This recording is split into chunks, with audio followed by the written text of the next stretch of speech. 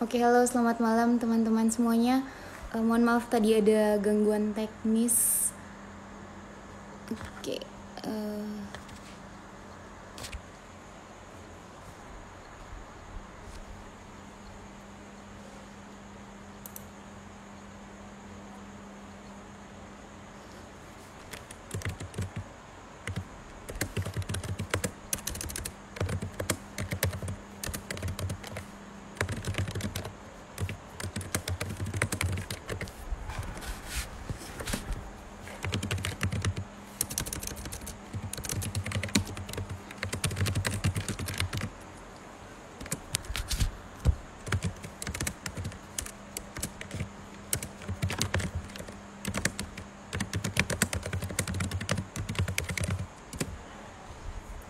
oke, halo, selamat malam teman-teman semuanya.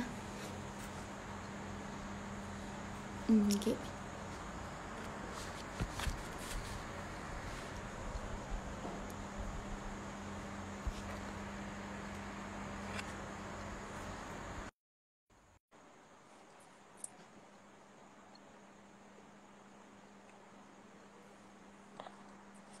Oke.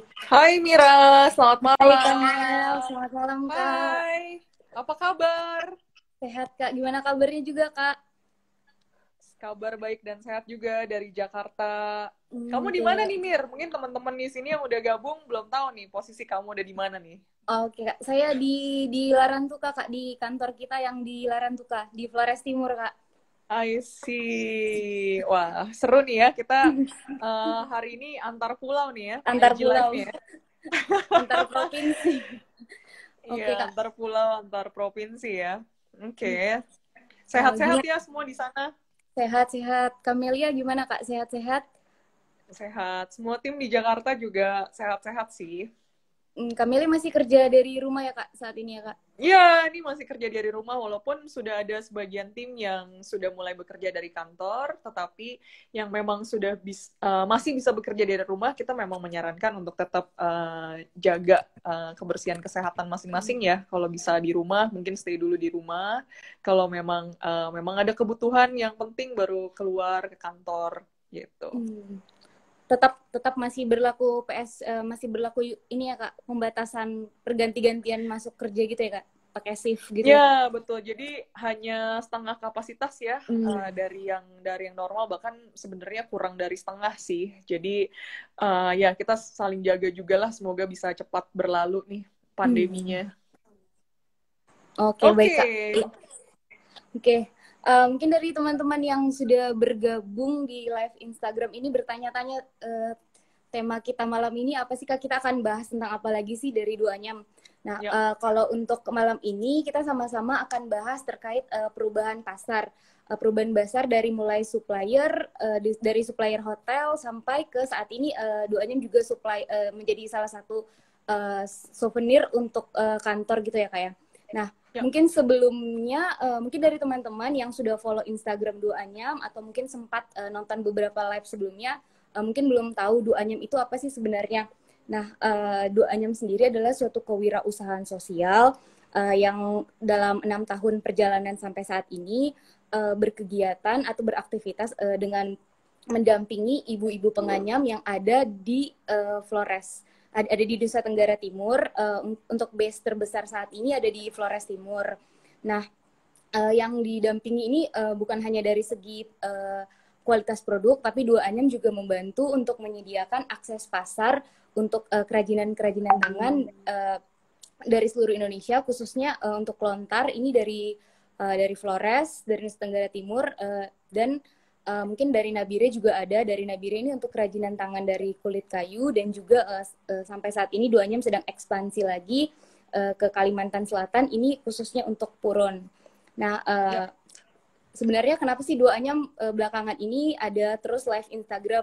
Ini ada beberapa permintaan dari teman-teman UMKM yang masuk ke Duanyam, pengen tahu sih bagaimana dari Duanyam sendiri menjalankan bisnisnya gitu, sampai bisa dikatakan Duanyam sebagai wirausaha sosial yang bertahan cukup lama, sudah jalan 6 tahun ini Kak. Nah, Ya. mungkin dari teman-teman yang gabung di sini ada beberapa dari teman-teman yang punya UMKM atau punya komunitas yang bergerak di kerajinan tangan, bisa kalau ada yang ingin ditanyakan bisa disampaikan di kolom komentar ya teman-teman ya. Oke, Kak, ini kan kita berbicara tentang pasar duanyam nih Kak. Nah mungkin dari Ya. Kamelia bisa ceritain nggak sih Kak awalnya duanyam sih dari awal pendampingan sebenarnya target pasar duanyam itu apa sih Kak dalam perjalanan selama 6 tahun ini, target pasar duanyam itu sebenarnya apa sih Kak yang ditargetkan gitu Kak? Ya, nah memang pertama kali ya kalau kita flashback sedikit ke tahun 2014 ketika memang pertama kali kita membangun Duanyam dan kita ingin nih membuat sebuah usaha yang tujuannya untuk memberdayakan perempuan di sana sambil kita juga melihat adanya kemampuan atau skill atau keterampilan atau skill yang dimiliki oleh ibu-ibu di sana yaitu dalam bentuk skill menganyam, terutama kalau di Flores seperti yang tadi Mira udah jelaskan itu kita pakai anyaman daun lontar.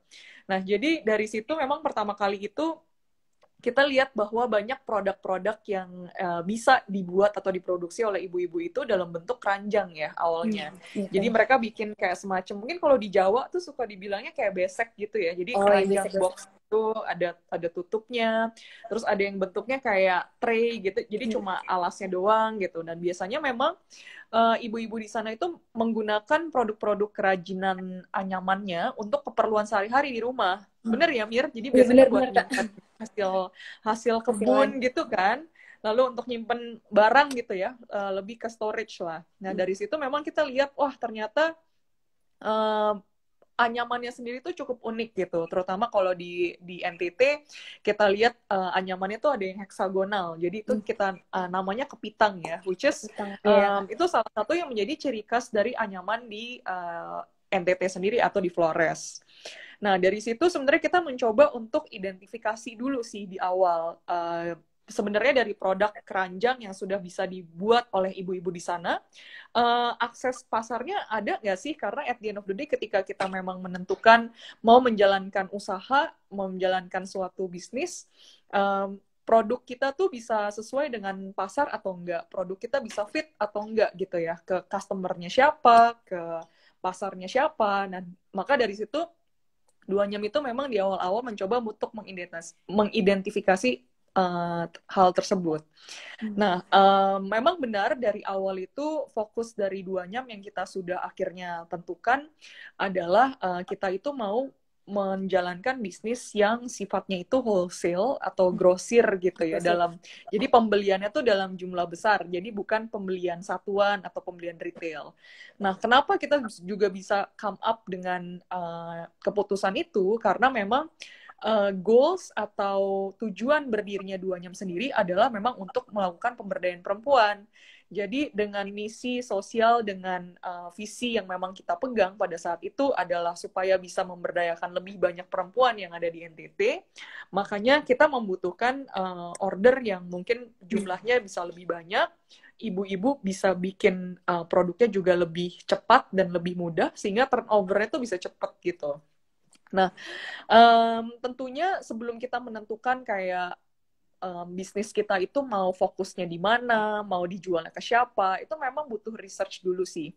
Jadi penting banget untuk melakukan research atau penelitian sedikit mengenai, oke, sebenarnya produk-produk, misalnya kalau dari Duanyam, produk anyaman itu biasanya dibuat jadi apa aja sih? Dari situ kita juga bisa explore lagi kayak anyaman-anyaman ini tuh dijualnya ke siapa target marketnya, siapa penggunanya atau siapa usernya. Nah, dari situ sesuai dengan yang tadi, kalau misalnya memang kita mau menjual dalam bentuk grosir atau wholesale, siapa aja sebenarnya, kita mencoba untuk mengidentifikasi customer-customernya itu siapa gitu.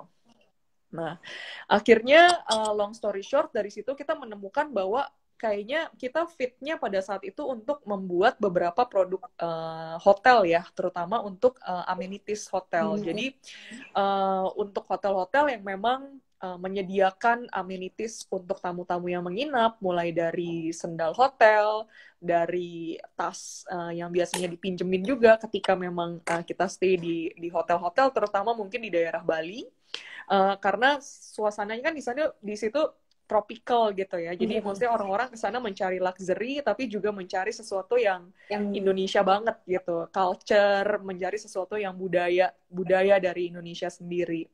Nah, dari situ memang akhirnya kita memutuskan untuk memfokuskan produk dan customer segmentation kita itu ke hotel. Di mana ibu-ibu kita pada saat itu 2014 bisa nih membuat material anyaman yang bisa diolah kembali atau diproduksi kembali, diberi value added untuk bisa menjadi sendal, untuk bisa menjadi tas, untuk bisa menjadi produk-produk yang memang diminati oleh hotel. Kurang lebih seperti itu sih mulainya untuk ke hotel ya. Jadi memang kita melihat dulu customer segmentation-nya, kemampuan produksi atau kemampuan atau keterampilan yang dimiliki oleh tim produksi kita, dalam arti di Duanyam itu adalah ibu-ibu penganyamnya itu siapa, ibu-ibu penganyamnya itu bisa membuat produk apa, dan memang mencoba untuk akhirnya menggabungkan itu ya dari apa yang sudah dimiliki oleh ibu-ibu itu secara keterampilan dengan akses pasar yang tepat dengan market yang tepat juga gitu. Oke, Kak. Nah, berarti awalnya kurang lebih memang dari berdirinya Duanya memang pengennya akses pasarnya ke hotel-hotel gitu ya, Kak ya? Ya, jadi it lasts for about 2 tahun deh kalau tidak salah ya. Ya 2014 sampai kurang lebih 2016. Jadi memang kita fokus targeting customer hotel untuk membeli produk-produk kita sebelum akhirnya kita juga exploring new customer segment, yaitu di corporate gifts mir.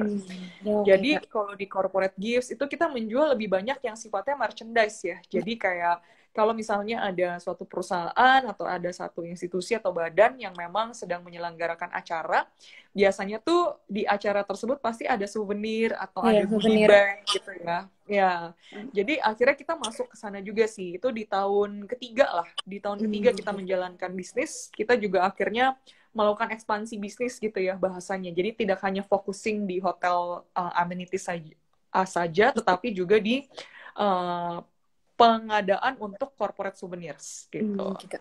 Berarti Kak dalam perjalanannya tuh Kak di tahun kedua kemudian tahun ketiga mencoba untuk akses pasar yang baru Kak. Nah, kalau jadi kan ada perubahan strategi nih Kak. Nah, kalau ada perubahan pasar gini, ngaruh nggak sih Kak ke model bisnis yang awalnya gitu Kak? Apakah ada ngaruh ke strategi bisnisnya, strategi pemasarannya itu seperti apa? Apakah ada pengaruh dari perubahan pasar ini Kak? Ya, tentunya ketika kita membuka suatu customer segmentation yang baru gitu ya. Ketika memang kita dari awal kita ngertiin banget nih kayak nature bisnis dari hotel amenities itu sendiri kayak gimana, lalu kita mencoba untuk mengertiin juga nature bisnis dari corporate souvenirs kayak gimana, itu yang akan pasti membedakan, terutama dari strategi kita melakukan pendekatan ke klien, dari strategi kita melakukan pemasaran penjualan, itu tentu beda sih. Sehingga sangat penting untuk kita mengetahui know your customers itu menjadi kunci, dan tahu juga, nggak cuma tahu siapa customernya, tapi kamu juga perlu tahu behavior dari customernya itu kayak gimana gitu. Nah, jadi itu sih yang akhirnya membuat strategi bisnis di setiap customer segmentation itu bisa berbeda-beda. Tetapi core dari Duanyam itu melakukan bisnis dari core atau payungnya ya, strategi besarnya itu tentunya tidak akan jauh berbeda, karena goals-nya tetap sama, dimana kalau dari Duanyam sendiri, goals-nya adalah memang menjual produk kerajinan tangan secara wholesale. Tujuannya adalah untuk si pemberdayaan perempuan dan untuk meningkatkan kualitas hidup gitu ya dari ibu-ibu dan anak-anak yang memang ada di NTT, di Papua, dan juga di Kalimantan. Nah, jadi ketika memang kita melakukan ekspansi bisnis di tahun kedua dan tahun ketiga, kita melihat opportunity-nya itu juga ada gitu. Kita melihat kita mempunyai kemampuan untuk melakukan ekspansi, baik itu kemampuan internal maupun kemampuan atau dorongan eksternal gitu ya. Kalau dorongan eksternal tentunya mungkin ada opportunity nih yang mungkin datang ke kita, kita lagi butuh souvenir nih, misalnya dari suatu perusahaan atau suatu badan. Sehingga memang kita juga akhirnya bisa fit in ke pasar tersebut. Nah, mulai dari sana dan juga mulai dari internal kapasitas kapasitas ya, kita juga punya kapasitas secara internal. Itu yang akhirnya membuat kita itu juga memutuskan bahwa oke, Duanyam ini sebenarnya sudah bisa nih juga merambah ke customer segmentation yang lain. Nah, tentunya exercise untuk bisa mengerti customer-nya maunya apa, produknya itu harusnya apa, lalu menentukan harganya seperti apa, kayak kita perlu membuat market research-nya dulu, kayak kita perlu tahu competitors-nya ada berapa banyak misalnya kalau di market segmentation tersebut. Jadi memang exercise untuk menentukan sebuah bisnis unit yang baru atau sebuah customer focus yang baru itu memang bukan sesuatu yang mudah ya. Itu sesuatu yang memang harus benar-benar dipikirkan secara matang, benar-benar kayak direncanakan dulu gitu. Kita mesti tahu dulu apa yang resiko-resiko apa saja yang mungkin terjadi, gimana cara kita mengantisipasi resiko tersebut, supaya ketika memang kita ekspansi secara bisnis, itu bisa menghasilkan atau mendapatkan hasil yang memang diharapkan. Lebih ke arah sana sih sebenarnya kalau untuk perubahan ini ya. Sebenarnya bukan perubahan sih, mungkin penambahan ya kalau ada di Duanyam. Ya, penambahan lini bisnis gitu jadinya. Ya. Oke, Kak.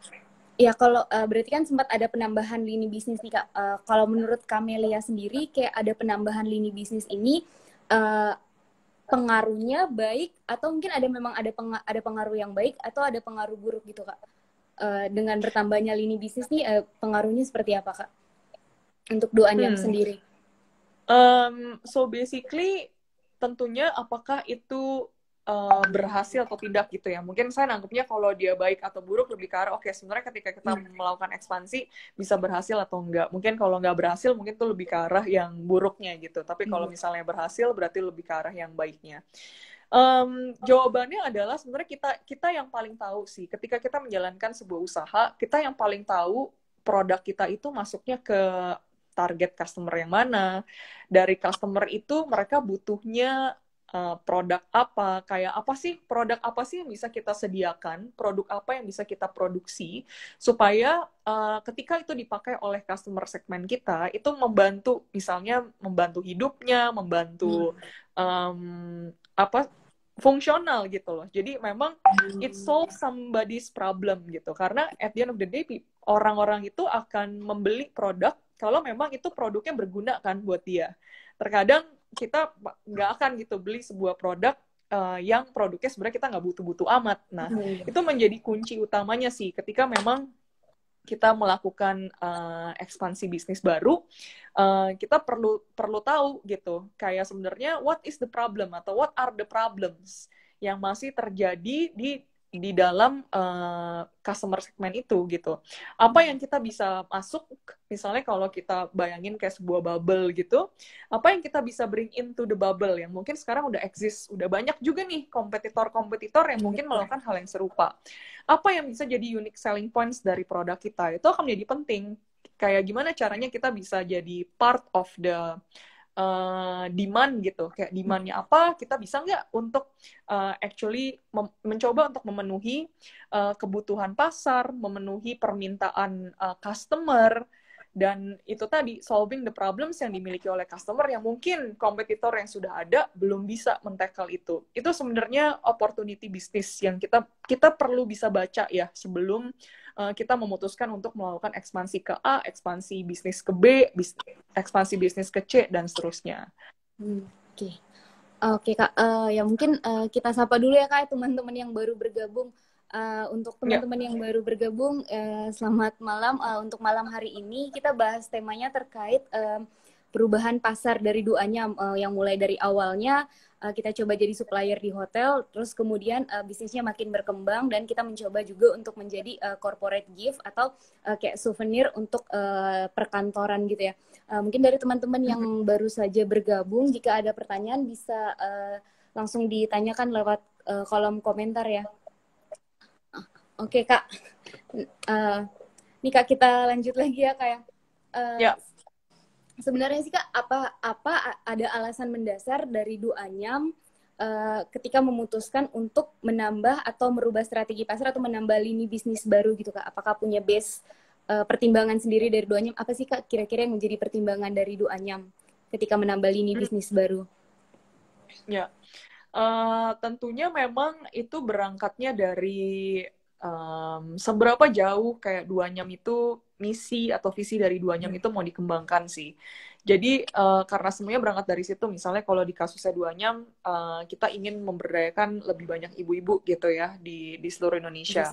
Nah, salah satunya adalah untuk kita bisa memberdayakan lebih banyak ibu-ibu, berarti dari segi permintaan itu juga harus lebih banyak. Dimana kalau logikanya, kalau kita memiliki lebih banyak permintaan produk, berarti suppliernya atau sisi supply-nya itu harus bisa mencoba untuk memenuhi permintaan yang meningkat gitu ya.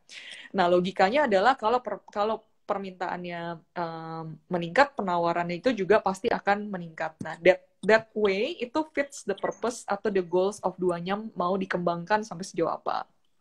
Nah, jadi dari situ tentunya kita lihat sih adanya suatu kapasitas juga atau ada suatu opportunity yang mungkin kita bisa lihat dari selama kita menjalankan bisnis kita yang sekarang, ada nggak sih perkembangan atau pengembangan di sisi bisnisnya yang memang kita bisa fokuskan untuk tadi ya menambah permintaan.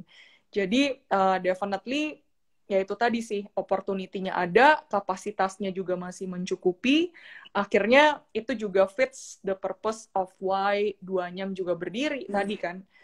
Akhirnya memang kita melihat bahwa adanya potensi untuk melakukan pengembangan bisnis ke yang lain. Apakah itu bisa melakukan pengembangan bisnis itu ada beberapa soalnya. Ada yang sebenarnya kita bisa stick to satu customer segment misalnya.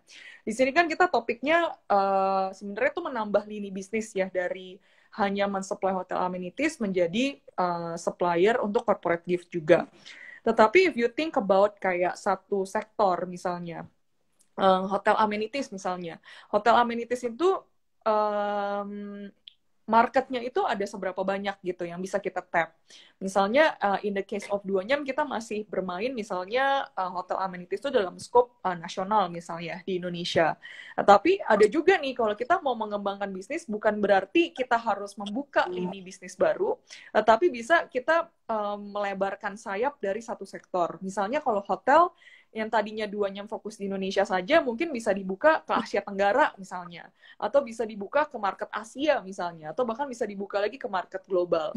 Nah, sama sih seperti tadi, yang diambil oleh Duanyam adalah kesempatan di mana kita melihat adanya suatu opportunity di sektor bisnis yang berbeda dengan si hotel amenities, which is itu di corporate, karena memang sudah ada permintaan yang masuk ke kita. Kita melihat ada kesempatannya gitu loh untuk merambah ke industri yang berbeda dengan hotel.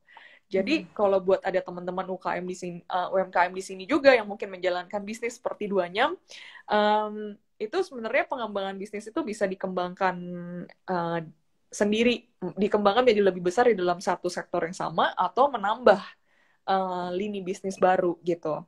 Nah, keduanya memang harus di-masterize ya, karena maksudnya kalau kita cuma tahu aja customer siapa, mungkin banyak juga orang-orang yang udah tahu bisa menentukan lah dari awal sebenarnya bisnis saya itu customer itu siapa. Tetapi mastering kayak the knowledge of your customers itu juga paling penting sih, karena ketika kita memang spend more time dan kita tahu behavior dari setiap customer kita seperti apa, behavior dari klien kita seperti apa, tentunya pertumbuhan bisnisnya sendiri itu akan jauh lebih cepat dan jauh lebih impactful at the end. Jadi kita nggak terlalu banyak trial and error, kita nggak terlalu banyak kayak mencoba A, mencoba B, dan seterusnya. Jadi lebih terukur gitu ya untuk perkembangannya sendiri. Oke, Kak. Oke, Kak. Berarti tadi mungkin lebih ke melihat adanya kesempatan, terus kayak mengetahui kebutuhan customer, tapi tetap harus imbang sama dengan imbang dengan kapasitas di Duanyam sendiri ya, Kak? Ya, betul. Oke. Ya Kak, ini sudah ada beberapa pertanyaan yang masuk Kak, sambil kita jawab pertanyaan yang sudah masuk. Yang Ya. pertama dari Rica 28. Kendala awal ketika merubah target pasar. Apakah ada kendala awal Kak ketika merubah target pasar? Hmm. Hmm. Jadi kalau kendala tentunya juga mesti dilihat atau diimbangi dengan kendala itu sebagai sebuah tantangan atau sebagai sebuah opportunity ya. Jadi tentunya untuk merubah target pasar, sebenarnya again, kalau di Duanyam itu bukan merubah, tapi kita menambah ya. Menambah. Jadi ya menambah. Jadi tantangannya itu adalah memang mempelajari lagi satu customer type atau client type yang kita belum pernah serve sebelumnya. Jadi ketika kita masuk sebagai supplier hotel amenities, kita kan gali semuanya nih tentang hotel amenities. Kayak mereka biasanya nyari amenities di mana, gimana caranya kita bisa approach ke mereka, kayak apa namanya SOP-nya, atau misalnya ketika kita mau melakukan penawaran barang itu kita harus menghubungi siapa, kita harus melalui jalur apa, kayak apa yang harus dilakukan. Itu kan suatu usaha atau suatu waktu juga yang memang kita spend untuk bisa mengenal lebih dekat kayak customer kita itu siapa. Nah, tentunya memang ketika kita membuka atau menambah kayak customer segmen yang baru, itu yang juga menjadi kunci yang utama sih. Jadi sebelum kita langsung masuk dan terjun dan melakukan trial and error, akan lebih baik jika kita memang mempersiapkan diri dulu gitu. Sehingga hal-hal yang mungkin bisa menjadi kendala di awal, di mana kita nggak tahu nih sebenarnya produk apa sih yang paling laku di segmennya corporate souvenirs. Misalnya ternyata paling laku tuh goodie bag, terus kita bikinnya dompet gitu misalnya. Itu kan udah nggak sesuai gitu ya dengan pasarnya sebenarnya maunya apa, kita bikinnya apa gitu. Nah, memang exercise itu sih yang terkadang untuk kita sebagai pelaku usaha memang butuh spend waktu gitu. Terkadang itu ketika kita memang sudah melakukan sebuah pekerjaan rutin gitu ya, kita lagi menjalankan usaha dengan hotel misalnya, kita lagi fokus di hotel amenities dan kita harus spend ekstra waktu untuk melakukan research tentang lini bisnis baru, itu memang sebuah komitmen yang memang harus dijalankan sih. Terkadang kita suka terlena aja gitu, kayak sibuk dengan hal-hal yang memang sudah rutin, emang harus dikerjakan. Jadi ketika mau memikirkan suatu strategi yang baru itu yang akhirnya menjadi kayak bukan suatu komitmen. Itu sih yang saya juga pernah alami. Jadi waktu itu karena terlalu sibuk untuk making sure yang ini bisa terus berkembang gitu ya. Jadi kadang-kadang untuk mengalokasikan suatu waktu yang didedikasi gitu untuk hanya melakukan research itu menjadi kunci sih. Oke Kak. Oke Kak. Oke. Ada lagi nih Kak pertanyaan yang berikutnya terkait bagaimana cara mengetahui opportunity yang sesuai dengan bisnis kita Kak? Kalau untuk mengetahui opportunity itu memang kalau dari pengalaman saya sendiri memang harus banyak ke lapangan sih. Jadi opportunity itu nggak kayak kita duduk-duduk aja di kantor terus datang dikasih ilham gitu ya. Jadi basically itu banyak kita temukan ketika memang kita melakukan diskusi atau kita berkomunikasi dengan klien. Sometimes saya itu juga banyak terinspirasi juga dengan klien-kliennya Duanyam gitu ya. Ketika misalnya saya lagi menawarkan produk apa, tapi ternyata dia butuhnya apa, lalu itu akhirnya memberikan saya tuh insights gitu. Jadi itu yang dinamakan market insights gitu ya. Jadi sebenarnya market insights ini memang cara paling akurat gitu ya untuk kita bisa tahu sebenarnya market insights-nya seperti apa. Itu memang harus talk to the customers. Jadi kita jangan sampai melakukan asumsi sendiri atau kita Google aja, kata Google gini, kata Google gitu.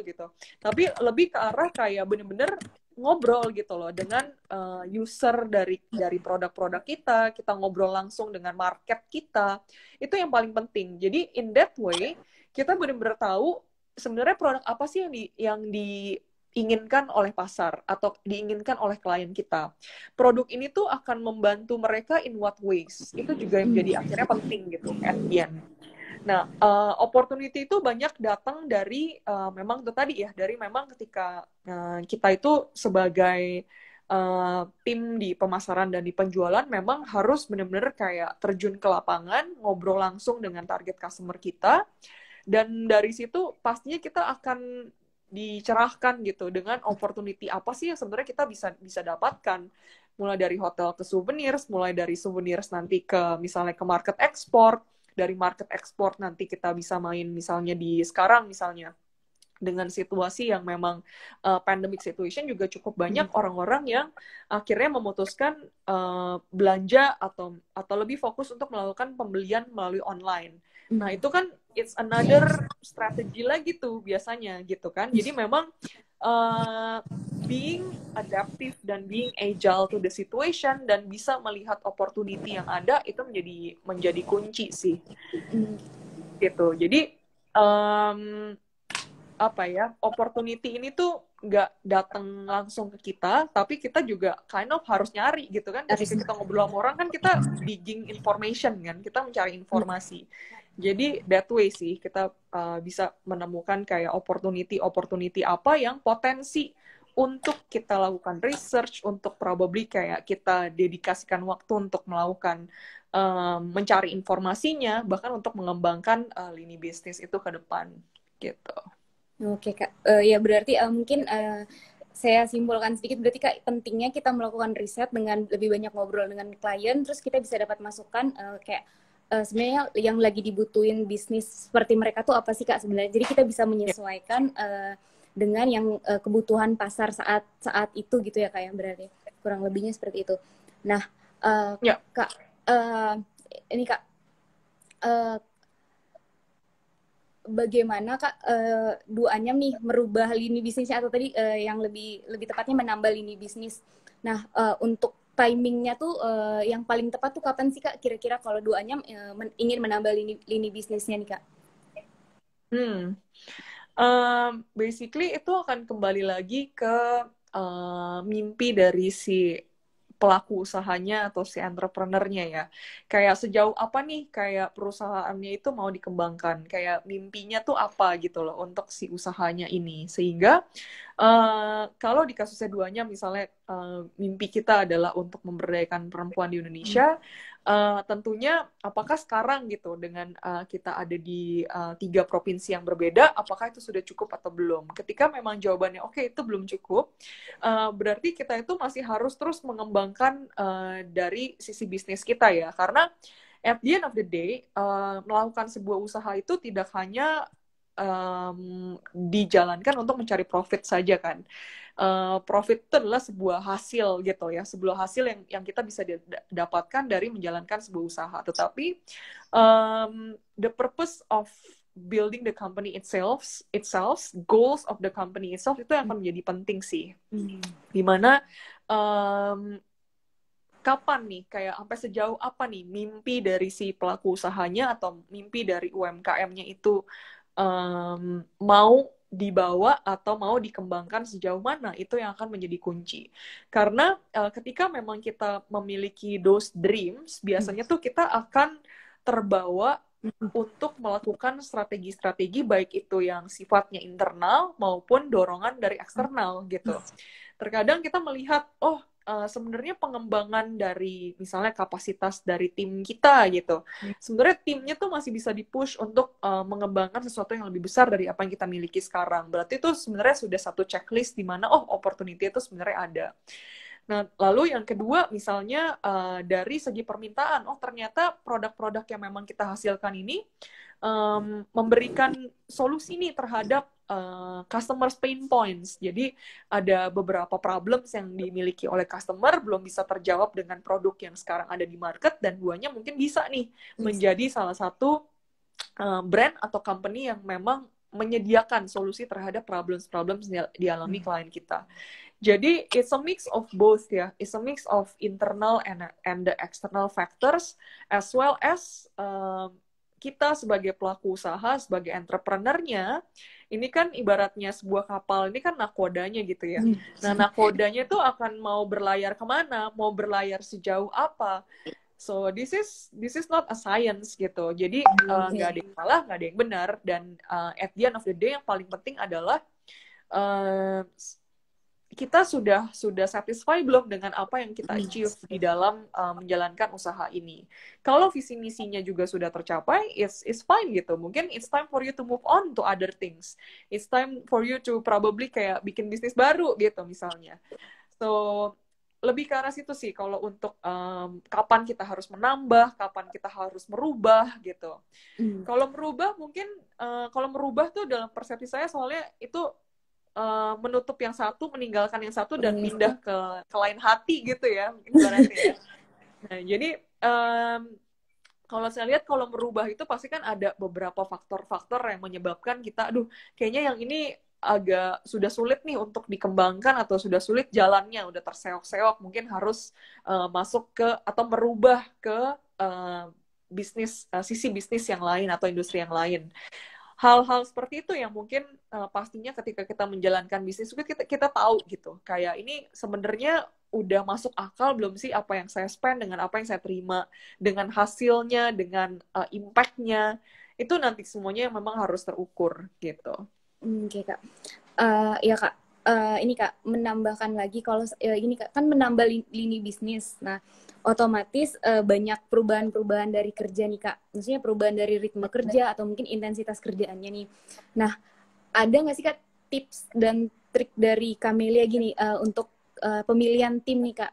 Atau bagaimana sih ya pemilihan tim untuk bisa cepat beradaptasi dengan penambahan lini bisnis ini Kak? Ya, tentunya memang tim atau apa ya, kayak kerjasama di dalam sebuah perusahaan itu menjadi sangat penting sih.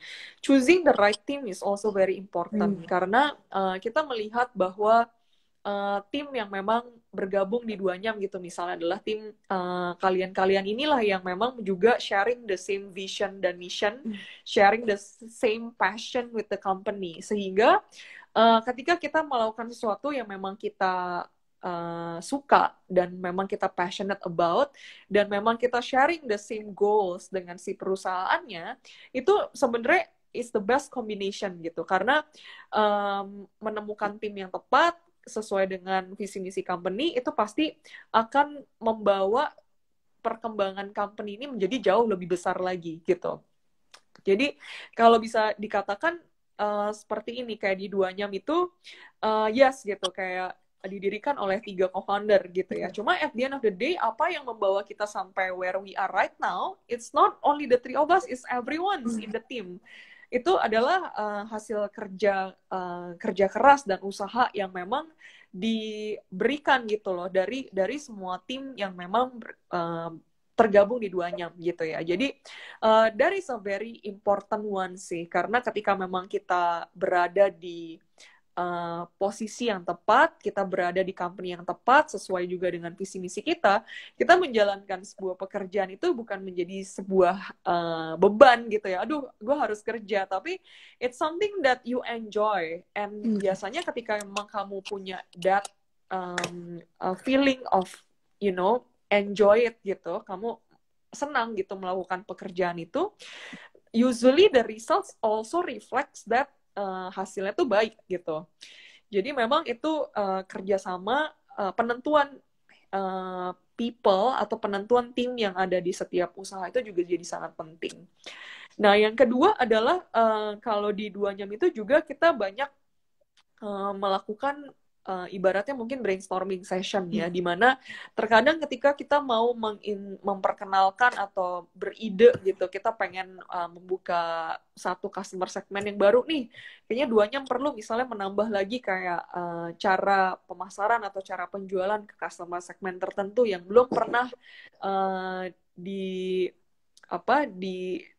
dirambah gitu sama 2Nyam ya. Jadi kita itu biasa banyak melakukan diskusi juga dengan tim-tim kita. Karena sometimes misalnya kalau aku dari segi sales gitu ya, dari segi business development, I normally talk to my team. Kayak, oke, ini kita kelihatannya ada opportunity nih untuk kita bisa masuk ke sini.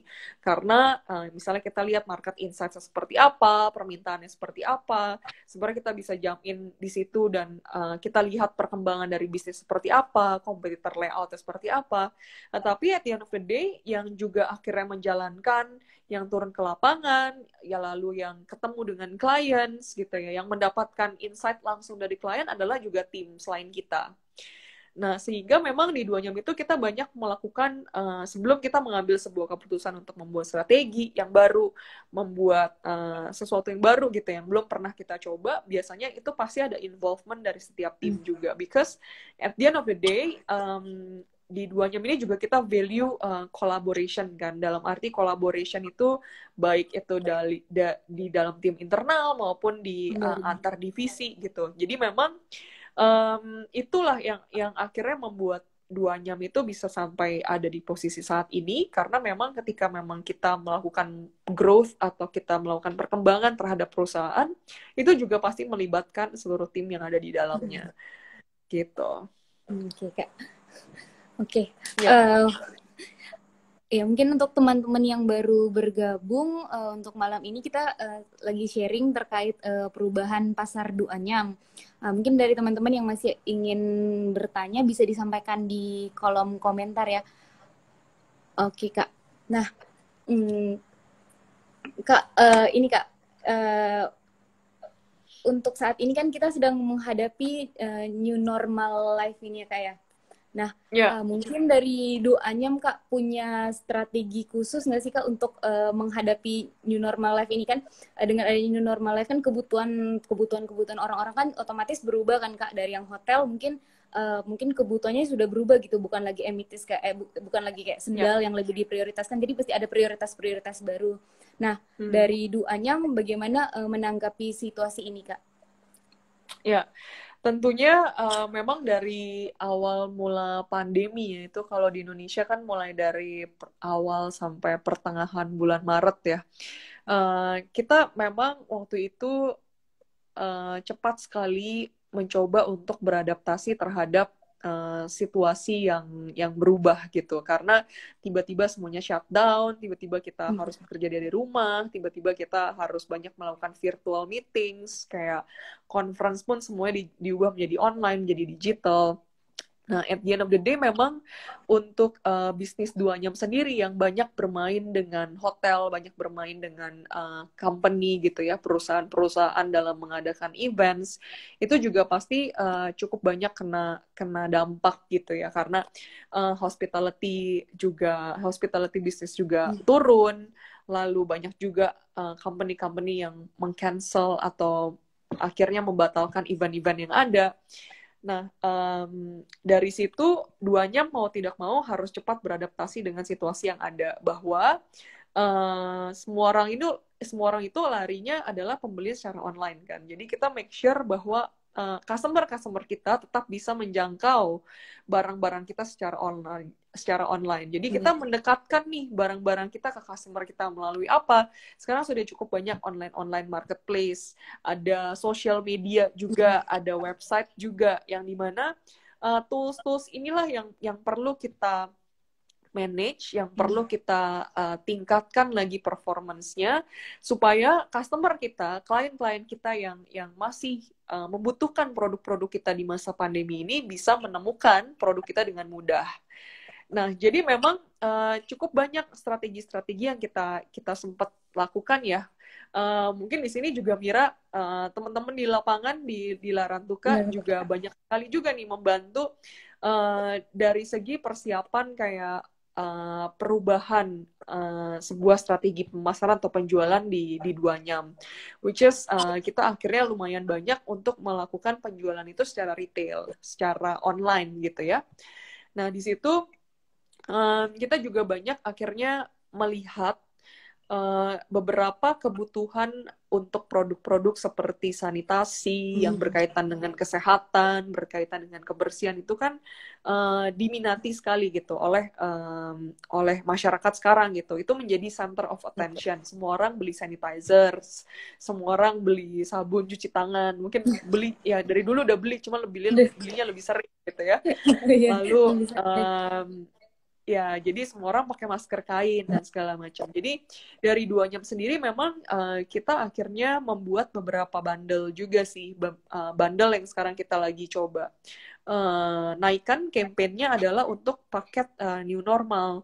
Jadi paket new normal itu kita sadar betul nih customer kita, klien-klien kita itu juga sudah mulai ada beberapa ya, terutama kalau yang di Jakarta mulai bekerja dari office atau WFO.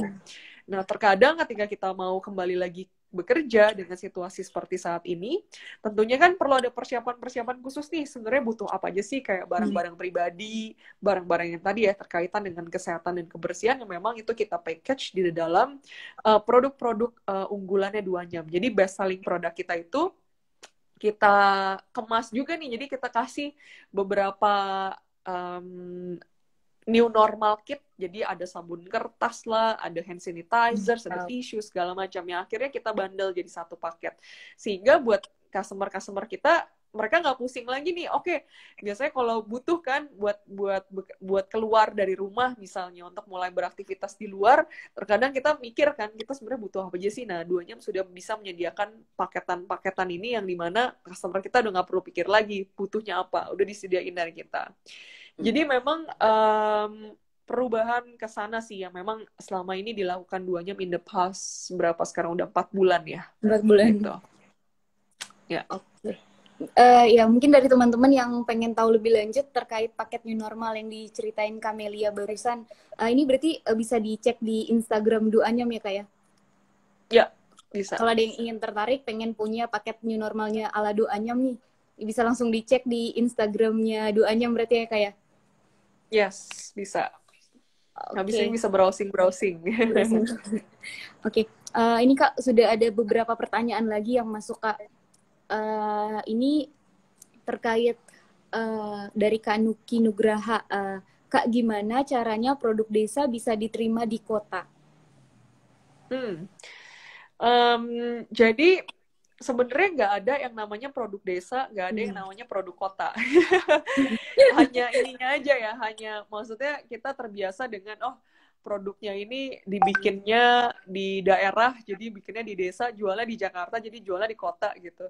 Tapi basically adalah tidak ada perbedaan antara produk desa bisa diterima di kota atau seperti apa. Kuncinya adalah produk itu harus memiliki desain yang bagus, bisa tetap fungsional, dan bisa memang tadi sesuai dengan apa yang diinginkan oleh pasar. Jadi memang misalnya nih ya, contoh gampangnya dari dulu itu kan 2Nyam menjual keranjang gitu ya. Ibu-ibu kita yang ada di Flores itu juga terbiasa untuk memproduksi keranjang. Untuk upacara adat kah, untuk misalnya bekal makan siang kah gitu, yang kayak mirip besek gitu. Nah, ketika memang kita mencoba untuk menjual produk yang biasanya dibuat oleh ibu-ibu di sana, tentunya pasti kita ada market feedback. Misalnya market feedback itu bisa tidak hanya dari desain dan tidak hanya dari looks atau visual ya, tapi juga dari fungsi. Misalnya, contohnya, besek yang sama yang dijual 2Nyam sekarang itu adalah hasil yang kita adaptasikan itu dari produk yang memang sudah pernah dibuat oleh ibu-ibu sebelumnya, dan yang kita modifikasi adalah ukurannya, Mira. Jadi mungkin ibu-ibu dulu bikin besek itu ukurannya, saya nggak tahu, misalnya 25 cm gitu ya. Ternyata buat market yang ada di Jakarta, ukuran box atau besek dengan ukuran 25 cm itu misalnya kurang besar gitu. Kita butuhnya yang jauh lebih besar, kita butuhnya minimum 35 cm. Atau bahkan permintaan pasar itu butuhnya ukuran lebih kecil gitu. Saya butuhnya mungkin buat tempat perhiasan malah cuma kayak 10 cm gitu. Jadi terkadang dengan satu produk yang sama itu is part of the design gitu. Ketika kita sudah ngomongin perbedaan ukuran, kita ngomongin misalnya struktur dari barangnya, itu tuh sudah masuk ke desain dan sudah masuk ke fungsi. Jadi gimana caranya barang yang dihasilkan dimanapun, mau dihasilkan di desa, mau dihasilkan di kota, itu bisa diterima oleh pasar dari segi desain, dari segi fungsi, dari segi harga, itu yang kita pengen dapetin gitu. Jadi make sure that you create a product yang memang bisa diterima oleh pasar, itu sih. Oke Kak. Oke Kak, kita lanjut ke pertanyaan yang selanjutnya ya Kak ya. Ini pertanyaan dari Hamid Jen.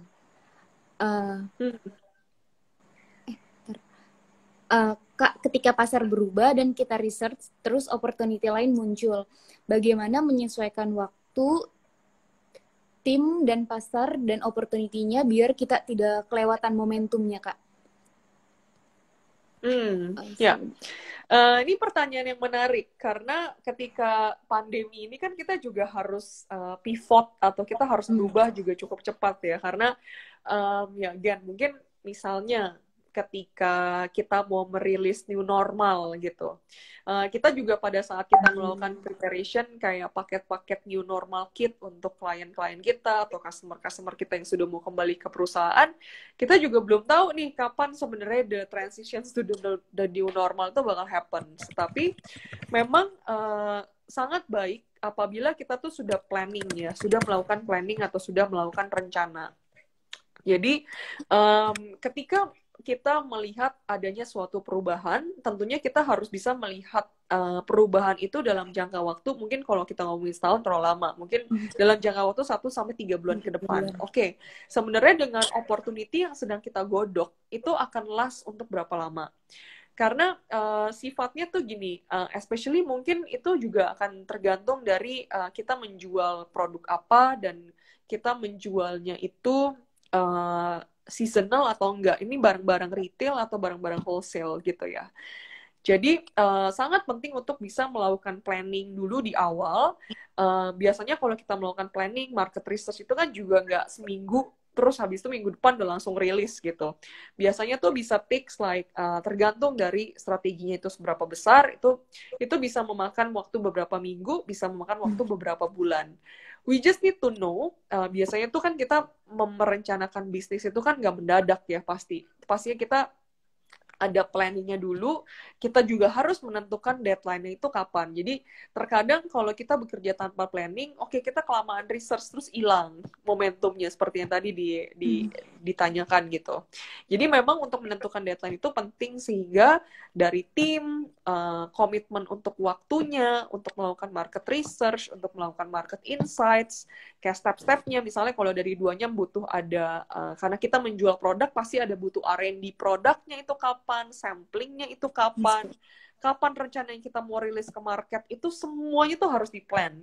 Sehingga sudah ada schedulingnya. Nah, kalau misalnya kita tidak bisa memenuhi timeline-nya, itu bisa dicari tahu kenapa, apa yang membuat ini tidak sesuai dengan rencananya. Nah, apakah itu memang market insights-nya membuat kita berpikir ulang, apakah ini strategi yang bagus atau enggak? Apakah memang sebenarnya ada tadi opportunity yang lain yang mungkin existing gitu ya, opportunity-nya yang mungkin kita perlu langsung untuk tackle di tempat? Itu menurut aku yang menjadi salah satu kunci di mana ketika kita mau memulai bisnis baru, itu memang harus ada planning dan memang harus ada deadline-nya juga gitu. So everybody can commit to it. Gitu. Oke Kak. Oke, karena waktu kita tinggal 5 menit lagi, kita lanjut ke pertanyaan yang terakhir ya Kak. Mungkin dari teman-teman yang kalau masih ada yang ingin bertanya, nanti bisa sampaikan ke link di bawah ini, nanti ada di komen di link ekosistem Duanyam. Nah, ini pertanyaan terakhir Kak. Halo, salam kenal, saya Delvi. Hai Kak Delvi. Sebentar Kak. Gimana cara Duanyam deliver value yang ingin disampaikan? Value dari ibu-ibu pengrajin sampai ke tangan customer. Ya. Value ini biasanya kita sampaikan di beberapa vehicle ya, atau kayak apa namanya, tools gitu. Jadi yang pasti di setiap produk 2Nyam itu pasti juga ada yang kita sebut itu story card atau product card gitu. Jadi kartu yang menjelaskan tentang siapa yang membuat produk ini, siapa yang impact apa yang didapatkan dari misalnya membeli produk yang dihasilkan 2Nyam itu, kayak what are the social cost atau the social impact that you gave to the community. Itu ada di dalam produk card kita.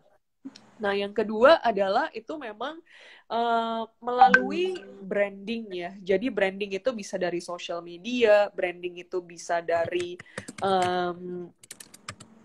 misalnya presentation deck atau sales deck kita gitu. Ketika memang kita bertemu dengan klien kan biasanya kita melakukan presentasi. Nah, di situ juga bisa menentukan atau men-showcase sebenarnya goals dari 2Nyam ini tuh apa. Kayak ketika kita membuat sebuah produk, make sure bahwa storytelling dari ibu-ibu sampai ke customer itu bisa tersampaikan. Nah, itu biasanya bisa dari presentation deck. Lalu bisa juga dari video. Video itu is a very powerful tools gitu. Terkadang kita banyak, especially kalau di zaman sekarang ya, Mir, banyak banget kita itu kan relying on sama social media ya, baik Instagram, Facebook, dan seterusnya. Terkadang kan kita mikir, oke, kita perlu bikin konten, kita butuh nulis gitu kan, bikin copywriting, foto, dan segala macam. Jadi memang yang paling penting adalah ketika kita menggunakan kata-kata, kayak kata-kata itu represent kayak satu kata, ya represent satu kata gitu. Tapi kalau kita sudah mulai masuk untuk memperlihatkan image atau foto, satu foto itu tuh sudah artinya 1000 kata gitu. Jadi foto itu tuh sudah sangat menjabarkan, bercerita ya, memberikan visual gitu, sehingga itu bisa didescribe menjadi kayak 1000 kata. If you provide a video, itu juga salah satu yang kita juga lakukan ya di 2Nyam. Jadi ada beberapa video singkat juga yang kita biasanya bikin. Itu tuh artinya kayak satu video itu tuh equals to 10,000 words. Itu kayak 10.000 kata yang kamu bisa ceritain di dalam sebuah video. Jadi tools digital kayak assets, marketing assets seperti inilah yang memang akhirnya dipakai oleh 2Nyam to make sure that apa yang memang 2Nyam lakukan, visi misi 2Nyam terhadap komunitas-komunitas yang memang kita berdayakan, baik itu di NTT, di Papua, di Kalimantan, itu bisa tersampaikan dengan baik. Karena di setiap daerah itu, kalau di kasusnya 2Nyam, story-nya tuh beda-beda. Jadi social cost-nya beda, material kerajinan tangannya beda. Yang membuat juga beda gitu. There's so many things to tell. Jadi we make sure that kita bisa menyampaikan itu dengan baik sih, melalui itu tadi, creating the right content, creating the right image, creating the right videos tadi gitu. Oke. Ya, baik Kak. Terima kasih banyak Kak untuk jawabannya. Mungkin untuk teman-teman yang masih punya pertanyaan lagi, karena waktu kita terbatas malam ini, nanti bisa disampaikan ke link di bawah ini ya, ekosistem 2Nyam yang sudah dipin di bawah ini. Oke. Ya, baik. Oke Kak, terima kasih banyak Camelia untuk waktunya. Sama-sama Mira. Iya Kak. Oke. Kalau gitu kita akhiri sampai di sini juga. Selamat malam teman-teman yang sudah bergabung. Terima kasih banyak untuk pertanyaan-pertanyaannya. Ya, selamat malam. Terima kasih Mira sudah malam Kak. mengundang. Terima kasih Camelia. Terima kasih semuanya. Bye.